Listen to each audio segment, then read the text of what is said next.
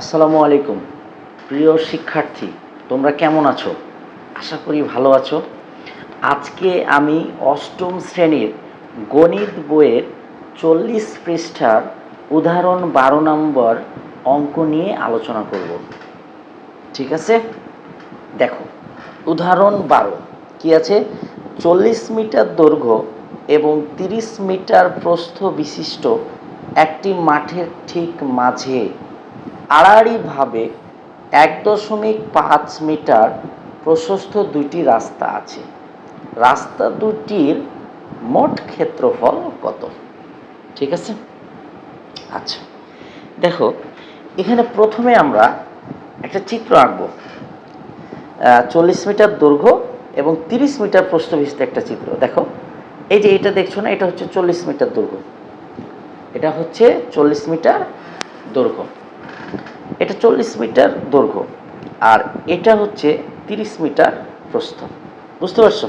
আচ্ছা, এই যে 40 মিটার দৈর্ঘ্য, 30 মিটার প্রস্থ বিশিষ্ট একটি মাঠের ঠিক মাঝে আবার যে আড়াআড়ি দুইটা রাস্তা টেনেছি, একটা দৈর্ঘ্য বরাবর আর একটা প্রস্থ বরাবর।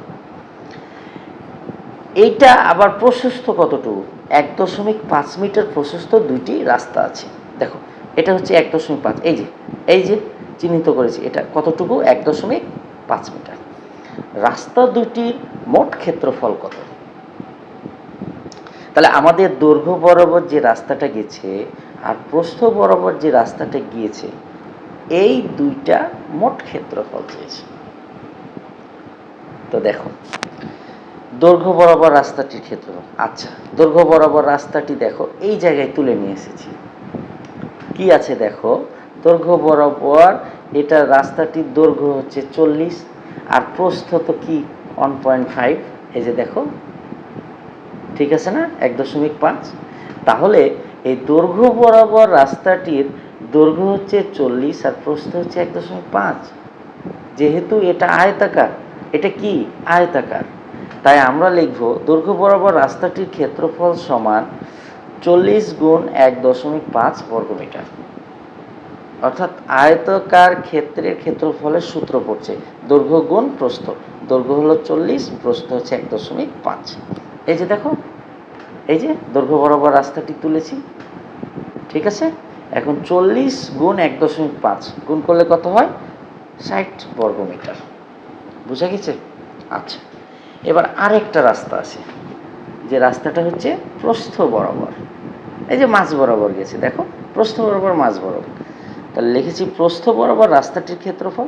আচ্ছা, একটা জিনিস দেখো, তুমি যখন এই দিক দিয়ে হেঁটে যাচ্ছিলে তখন অবশ্যই এখানটা স্পর্শ করেছো, আর এইগুলো প্রত্যেক জায়গাটা হচ্ছে 1.5। তাহলে এই জায়গা যখন যাচ্ছিলা তখন এই জায়গাটা স্পর্শ হয়েছে, তাহলে 1.5 দৈর্ঘ্য বরাবর নেওয়া হয়ে গেছে, তাই কি না? তাহলে প্রস্থ বরাবর যখন আসবো তখন আবারও যদি এই জায়গাটা নাও, তাহলে এই জায়গাটা কয়বার নেওয়া হচ্ছে? 2বার, তাহলে বেশি নেওয়া হচ্ছে না? তাহলে এই জায়গাটুকু এবার প্রস্থ বরাবর রাস্তাটির যখন ক্ষেত্রফল বের করব তখন এই জায়গাটুকু বাদ দিব।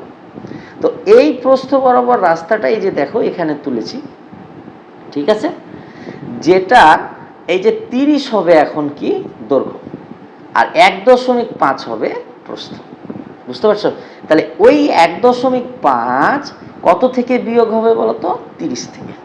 তাহলে প্রস্থ বরাবর রাস্তাটির ক্ষেত্রফল সমান 30 বিয়োগ 1.5, মানে এই যে এটা পুরোটা তখন কি হচ্ছে? দৈর্ঘ্য।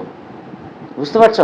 এই যে এই জায়গাটুকু বাদ দিলাম, এটা পুরোটা তো 30, এই জায়গাটুকু বাদ দিলাম 1.5। কেন বাদ দিলাম বলো তো? কারণ দৈর্ঘ্য বরাবর এই জায়গাটুকু নেওয়া হয়ে গেছে। তাহলে 30 থেকে 1.5 বাদ দিলে যেটা পাবো পুরোটাই দৈর্ঘ্য, এটা পুরোটাই কি? দৈর্ঘ্য। তাহলে প্রস্থ কি আছে? 1.5, 1.5। তাহলে এটা পুরোটা দৈর্ঘ্য গুণ প্রস্থ বর্গ মিটার। তাহলে 30 থেকে 1.5 যদি বিয়োগ করি কত আসবে? 28.5 গুণ এখানকার প্রস্থ 1.5 বর্গমিটার থেকে গেল। তাহলে এটা পুরোটা যখন গুণ করব তখন কত আসছে? 42.75 বর্গমিটার। তাহলে প্রস্থ বরাবর রাস্তাটির ক্ষেত্রফল কত পাইলা? 42.75 বর্গমিটার। বুঝতে পারছো? আচ্ছা, তোমার প্রশ্নে কি বলছে? রাস্তা দুইটির মোট ক্ষেত্রফল কত? তাহলে লেখো, অতএব রাস্তা দুইটির মোট ক্ষেত্রফল, এই যে দৈর্ঘ্য বরাবর পেয়েছিলে 60 আর প্রস্থ বরাবর পেয়েছো 42.75। কি করে দিলাম? যোগ করে দিলাম। এই দুইটা রাস্তার যোগফল কত হচ্ছে? 102.75 বর্গমিটার। বুঝেছো সবাই? বুঝতে পেরেছ? আচ্ছা, ধন্যবাদ। অবশ্যই তোমরা ভিডিওটা মনোযোগ সহকারে দেখে তারপর নিজেরাই অঙ্কটা প্র্যাকটিস করবে। খুবই, আমি মনে করি তোমরা যদি প্র্যাকটিস করো তো খুবই উপকৃত হবে। তোমাদের নিজেদের মধ্যেই একটা ধারণা আসবে যে অঙ্কটার ভেতরে কত মজা আছে। বুঝছো? তো সবাই ভালো থেকো। খুদা হাফেজ। আসসালামু আলাইকুম।